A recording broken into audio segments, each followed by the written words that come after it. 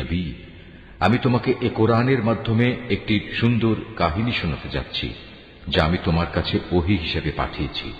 অথচ তার আগ পর্যন্ত তুমি এ কাহিনী সম্পর্কে ছিলে সম্পূর্ণ বেখবর লোকদেরই একজন। إذ قال يوسف لأبيه يا أبت إني رأيت 11 كوكبا والشمس والقمر رأيتهم لي ساجدين।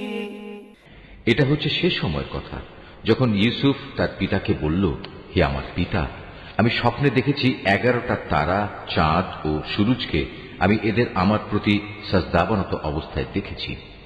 قال يا بني لا تقصص رؤياك على إخوتك فيكيدوا لك كيدا إن الشيطان للإنسان عدو مبين।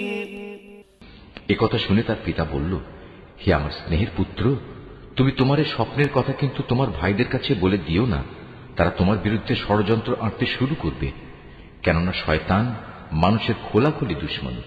وكذلك يجتبيك ربك ويعلمك من تأويل الأحاديث ويتم نعمته عليك وعلى آل يعقوب كما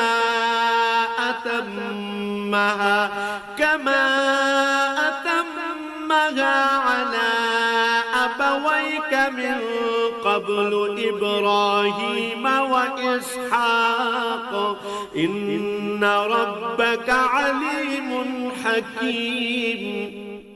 এমনি করেই তোমার মালিক তোমাকে নবুয়তের জন্য মনোনীত করবেন এবং তোমাকে স্বপ্নের ব্যাখ্যা সহ দুনিয়ার জ্ঞান শিক্ষা দেবেন, এবং তার নিয়ামত তোমার উপর ও ইয়াকুবের সন্তানদের উপর তেমনি ভাবেই পূর্ণ করে দেবেন, যেমনি ভাবে এর আগেও তিনি তোমার পূর্বপুরুষ ইব্রাহিম ও ইসহাকের উপর তা পূর্ণ করে দিয়েছিলেন। নিশ্চয়ই তোমার মালিক সর্বজ্ঞ ও প্রবল প্রজ্ঞাময়।